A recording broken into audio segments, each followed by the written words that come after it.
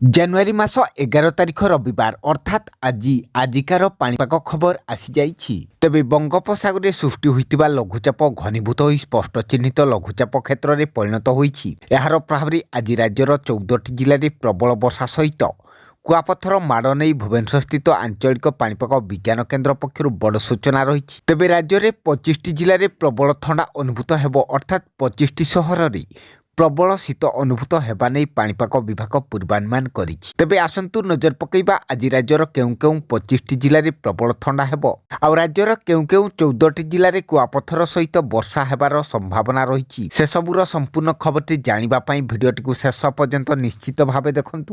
ଆଉ ଯଦି ତା ପୂର୍ବରୁ ଆମ ଓଜିଏନ୍ ଓଡ଼ିଆ ଚ୍ୟାନେଲଟିକୁ ନୂଆ କରି ଆସିଥିଲେ ଏବେ ହିଁ ସବସ୍କ୍ରାଇବ୍ କରିବା ସହିତ ପାଖରେ ଥିବା ଅଲ୍ ବେଲ୍ ଆଇକନ୍ଟିକୁ ଦବାଇ ଦିଅନ୍ତୁ। ଆଗକୁ ମଧ୍ୟ ଏହିପରି ପାଣିପାଗ ସମ୍ବନ୍ଧୀୟ ସମସ୍ତ ପ୍ରକାର ଟେକ୍ନିକ୍ ଅପଡେଟ୍ ଖବରଗୁଡ଼ିକ ସର୍ବପ୍ରଥମେ ଜାଣିବା ପାଇଁ।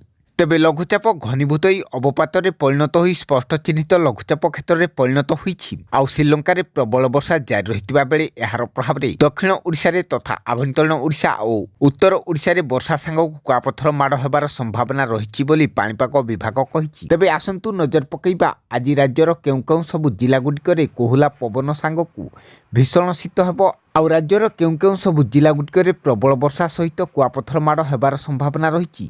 ତେବେ ଆସନ୍ତୁ ପ୍ରଥମେ ଜାଣିବା ଆଜି ରାଜ୍ୟର କେଉଁ କେଉଁ ସବୁ ଜିଲ୍ଲାଗୁଡ଼ିକରେ ପ୍ରବଳ ଥଣ୍ଡା ହେବ ଆଉ ସେସବୁ ଜିଲ୍ଲାଗୁଡ଼ିକ ହେଉଛି ରାଉରକେଲାରେ 4 ଡିଗ୍ରୀ, ଝାରସୁଗୁଡ଼ାରେ 5 ଡିଗ୍ରୀ, ଫୁଲବାଣୀରେ 5 ଡିଗ୍ରୀ, କେନ୍ଦୁଝରରେ 7 ଡିଗ୍ରୀ, ଅନୁଗୁଳରେ 7 ଡିଗ୍ରୀ, ଢେଙ୍କାନାଳରେ 7 ଡିଗ୍ରୀ, ଭବାନୀପାଟଣାରେ 7 ଡିଗ୍ରୀ, ନବରଙ୍ଗପୁରରେ 7 ଡିଗ୍ରୀ, ବଲାଙ୍ଗୀରରେ 8 ଡିଗ୍ରୀ, ସୋନପୁରରେ 9 ଡିଗ୍ରୀ, ସମ୍ବଲପୁରରେ 9 ଡିଗ୍ରୀ, କଟକରେ 8 ଡିଗ୍ରୀ, ବାରିପଦାରେ 8 ଡିଗ୍ରୀ, ନୟାଗଡ଼ରେ 11 ଡିଗ୍ରୀ, ରାୟଗଡ଼ାରେ 10 ଡିଗ୍ରୀ, କୋରାପୁଟରେ 9 ଡିଗ୍ରୀ, ନୂଆପଡ଼ାରେ 10 ଡିଗ୍ରୀ, ବୌଦ୍ଧରେ 10 ଡିଗ୍ରୀ, ବରଗଡ଼ରେ 10 ଡିଗ୍ରୀ, ଯାଜପୁରରେ 11 ଡିଗ୍ରୀ, ବାଲେଶ୍ୱରରେ 10 ଡିଗ୍ରୀ, କେନ୍ଦ୍ରାପଡ଼ାରେ 11 ଡିଗ୍ରୀ, ଭଦ୍ରକରେ 11 ଡିଗ୍ରୀ, ଜଗତସିଂହପୁରରେ 10 ଡିଗ୍ରୀ, ଖୋର୍ଦ୍ଧାରେ 10 ଡିଗ୍ରୀ ରହିଥିବା ବେଳେ ଆଜି ପ୍ରବଳ ବର୍ଷା ହେବାକୁ ଥିବା ଜିଲ୍ଲାଗୁଡ଼ିକ ହେଉଛି ସୁନ୍ଦରଗଡ଼, ମୟୂରଭଞ୍ଜ, କେନ୍ଦୁଝର, ଯାଜପୁର, ଭଦ୍ରକ, ବାଲେଶ୍ୱର, କେନ୍ଦ୍ରାପଡ଼ା, ମାଲକାନଗିରି,